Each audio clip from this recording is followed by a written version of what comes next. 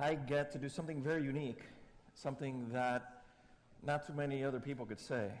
And that is that by looking at the stories of God in the Bible, I can help people find their own story. That through the stories in the Bible, somehow or another, we're able to take a look at our own stories again. And I say this because that's actually been the exercise I've been on for the last week. Today's sermon is really less of a sermon and more of a testimony.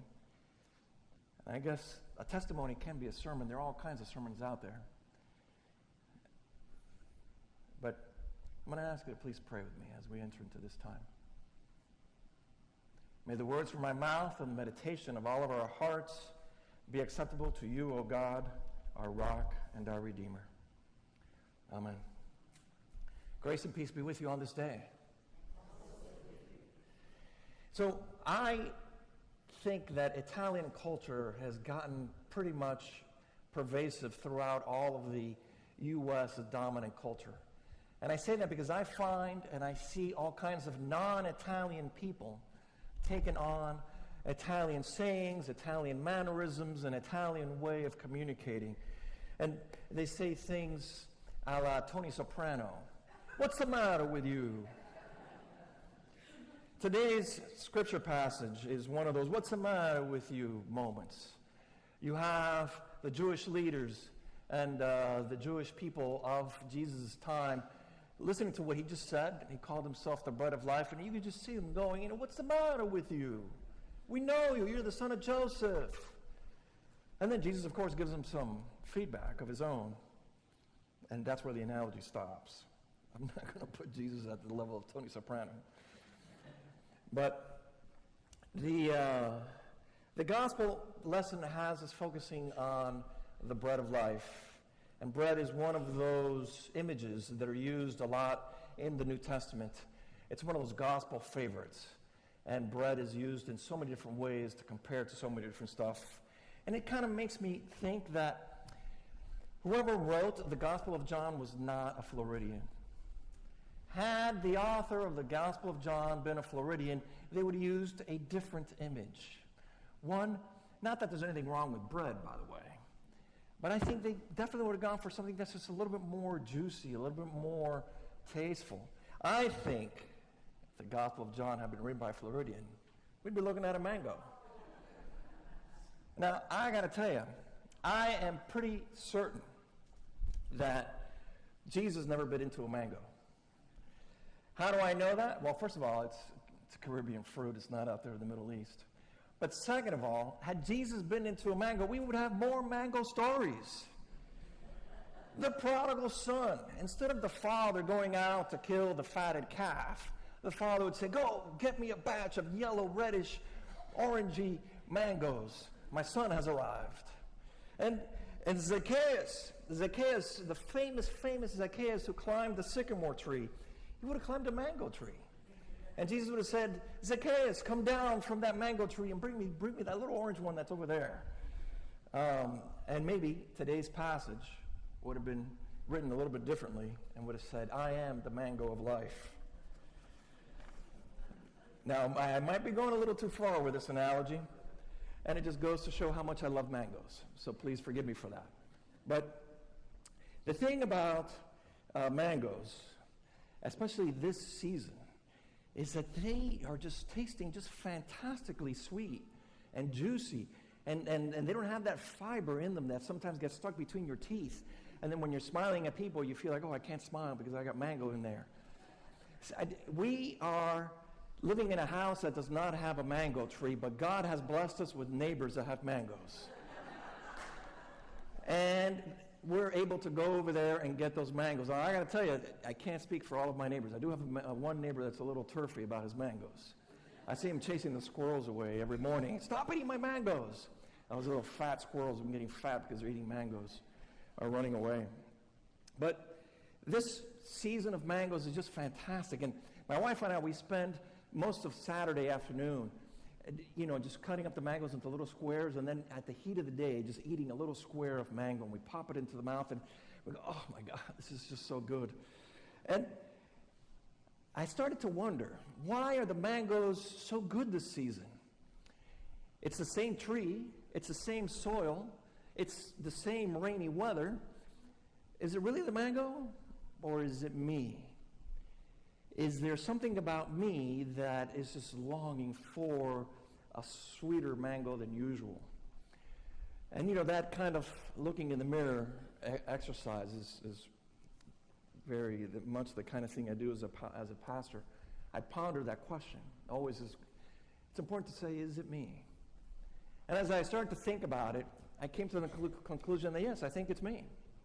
I think it's me because you see, in many ways, it's been a tough summer.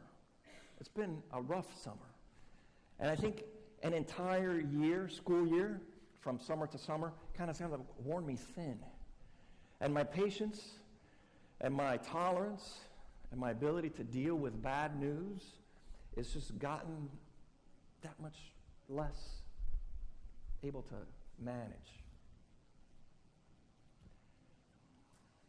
Not too long ago, I was watching in the news, and there was a scientist whose claim to fame was that he's the first scientist to ring the bell about climate change back in the early 1980s.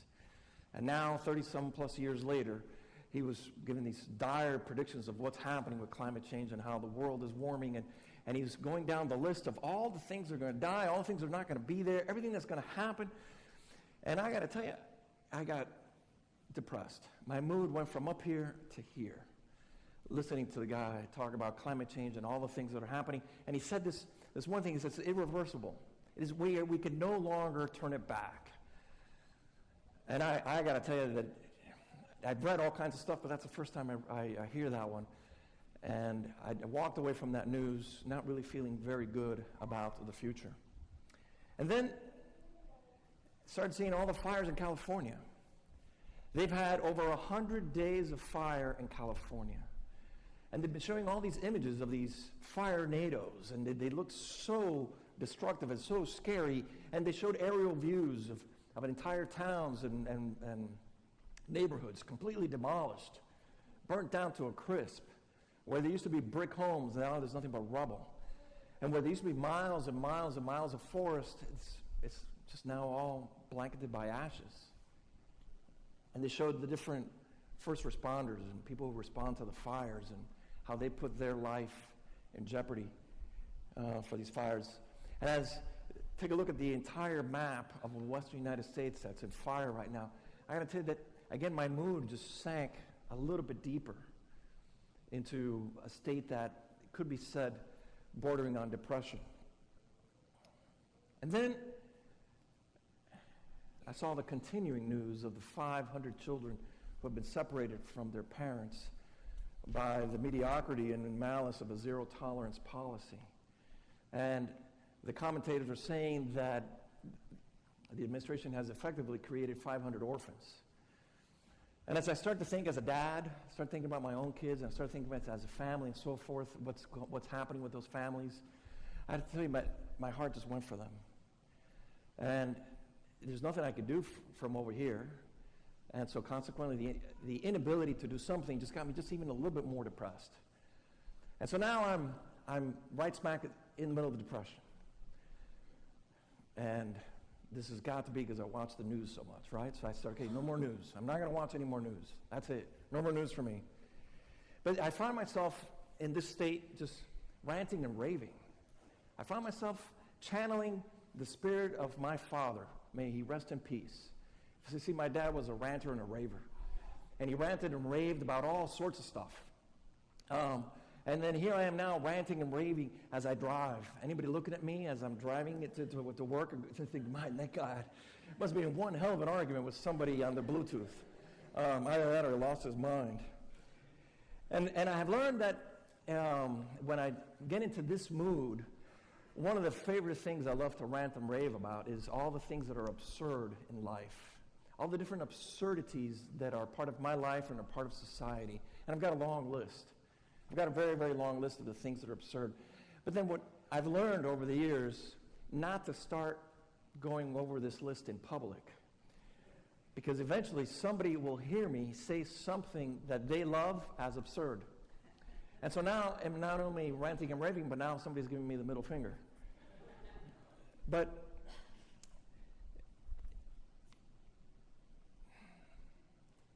it was a bad place to be in. It's a bad place to be in, and I don't like being in that place.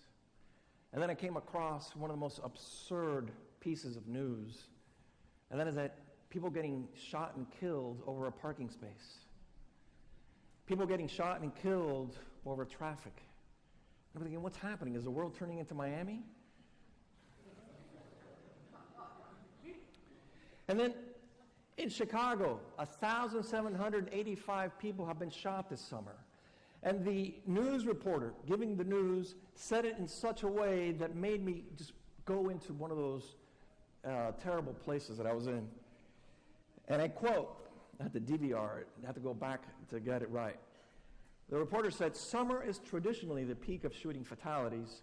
More shootings happen in the month of August and in the late afternoon than in any other time of day or season." Now, two things stood out, and maybe stood out to you as you're listening to this. The use of the word traditionally. What do you mean traditionally? Traditions are for celebrations.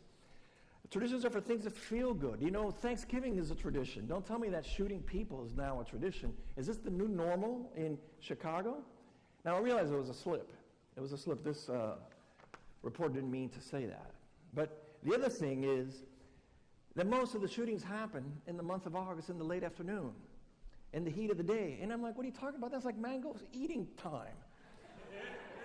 Somebody give these people a mango. Are there no mangoes in Chicago? Well, at that report of all the shootings, they showed the image of a little boy whose older sister had gotten killed. And they interviewed him as to how he felt. I hate that question. Reporters go, "And how do you feel?" And it's like, what's the matter? Are you an idiot? Did you not go to college? Again, another absurdity that I have on my list. And then the little boy is talking about his older sister, and they showed a picture of the two of them holding hands. And something happened when I saw that image of these two kids holding hands. I mean, I snapped. And I started to cry right there watching the TV. And for those of you who don't know me, I'm not a crier. Something happened in my upbringing that's turned me into the kind of man that really resists crying. Now, I will tear up. I will choke up, especially when I'm changing channels and I come across The View. But other than that, for the most part, I'm not a crier. And so for me to be standing in front of the TV crying, you know I got to be in a bad place. And that's when my wife passed by and she said, "What's the matter with you?" And so I told her, "Look, baby. She said, "I have a mango." She gave me a piece of mango. And you know, I started to feel better. At least the blubbering stopped. I decided to take my dog for a walk. And we went out walking towards the bay. For those of you who don't know, I live about 2 blocks away from the bay. And there's something magical about the bay at sunset time. And this particular day, there was a system hovering over St. Pete. There was just an atmospheric low and a lot of clouds and things were hovering. And as I was out there in the bay, the way the light and everything was, I just had to stand back and look. I mean, it was just amazing. The sky was no longer blue. It was now a different shade of blue that my fashion-oriented friends would call cerulean. It was a cerulean blue. And in front of this cerulean blue, there were streaks of orange and yellow, filling up these very, very puffy, fluffy clouds that looked like they were about to dump a bunch of rain on me. And behind those fluffy, puffy clouds, there was another layer of clouds. And all these different clouds were on top of each other, just layered in such a way that I thought to myself, you know, these are no longer water-absorbing systems in the atmosphere. This is pastry. They look like pastry. I looked at one and said, "That's an apple turnover right there." It was just beautiful. And I had my heart all of a sudden be filled with this thing that I just had to sing. I had to sing, and I started to sing, "How Great Thou Art."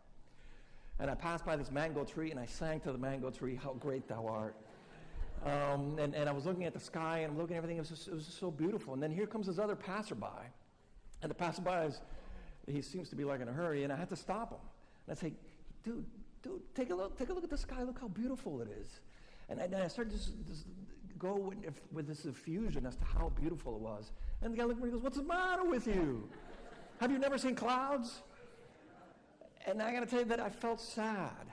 I felt sad that there are people out there who no longer enjoy God's creation, that there are people out there who do not see the beauty in the small things that are out there. And I have to tell you that I captured a new image of God, of the divine, and that is God the artist, God the baker, putting together this beautiful creation that could lift us out of our despair and that could show us how beautiful it is. And at that moment, there were flocks of birds going from one end to the other. Dragonflies were all over the place. And I just had to sit there and soak it in. And I found that I fell in love again. Actually, correction. I was lifted in love. I didn't fall. I was lifted out of my depression. I was lifted out of my despair. I was lifted out of that negativity that was consuming me. And I decided to go ahead and make a list, no longer of absurdities, but now of things that are good and right. And I started to make this list of what's good and right, not with a rant and a rave, but with a song. And so to the tune of How Great Thou Art, I started to sing about all the things that are good and right in this world, all the things that are beautiful. And the list can go on and on and on and on. And that was the beauty of it. And I soaked it all in. And so then by the time I got home, I was in a completely state of mind. My ruminations now were no longer about all the things that are absurd, all the things that are meaningless, but that which gives us truly our Christian purpose here. And so I did a little exercise. This is a little biblical exercise. Many of you may have already done this exercise. And that it's an exercise of substituting one word for the other. For you see, the Gospel of John, along with the letters of John, have this one theme in common, and that is that God is love. God is love. And that the love of Jesus is something that we should emulate. And that Jesus is the embodiment of love. If you're here for a Christmas Eve service, you will hear it say it in our liturgy, that love came down in the form of a baby and was born on Christmas Eve. And so consequently, the exercise is to take one of the most famous love passages of them all, it may have been read at your wedding, and substitute it for Jesus. The passage is from Paul's letter to the Corinthians, chapter 13. Only 4 verses I'm going to read. Love is patient. Love is kind. Love is not rude. Love does not boast. It is not proud. It does not dishonor others. It is not self-seeking. Love is not easily angered. It keeps no records of wrongs. Love does not delight in evil, but rejoices with the truth. It always protects, always trusts, always hopes, always perseveres. Love never fails. Now get that passage, and every time you see the word love, change it for Jesus. Jesus is patient. Jesus is kind. Jesus is not rude. He doesn't boast. He is not proud. He does not dishonor others. He is not self-seeking. Jesus is not easily angered, and he keeps no records of wrongs. Jesus does not delight in evil, but rejoices with the truth. He always protects. He always trusts, always hopes, always perseveres. Jesus never fails. But the exercise is not over. Exercise has to continue. For, you see, we are taught to love in a Christ-like manner. We are taught to strive to live the love of Jesus. And we actually pray for it over and over again here in church. So if we are to take the love of Jesus and try to make it our own, then let's get this passage and substitute the word love for the pronoun I. And how would it sound to all of a sudden say, I am patient, I am kind, I am not rude, I do not boast, I am not proud, I do not dishonor others, I am not self-seeking, I am not easily angered, I keep no records of wrongs. I do not delight in evil, but I rejoice with the truth. I'll always protect. I will always trust. I will always hope and persevere. I will never fail. Something strikes me about this as very humbling. It's very, very humbling because I know I will fail. It's very hard to live up to this passage with the pronoun I, because we are so full of faults. We are so full of limitations. If we weren't, we wouldn't be having all these man-made problems that drive me and others into this pit of despair. If we were closer to Jesus, we wouldn't be shooting each other over a parking spot. We wouldn't be mismanaging our resources so that fires keep on raging in the West. We wouldn't be doing all sorts of things that make life unbearable for others. So it is humbling, because I know I cannot do it, but at the same time I have to keep on trying. I have to keep on trying. I cannot give up. The challenge that I have from this day on until the day that I die is that every day I will strive to walk a little bit closer to God, to be that much closer to God's will, and that one day I might be able, if not do this 100%, as close as possible, even if it's just for a fraction of a moment. And so on this day, we remember that Jesus is the bread of life, and that his commandment was to love one another. And so let us go out there. Let us be disciples of the bread of life. Let us be disciples of the lover of humankind, the mango for all seasons. Amen.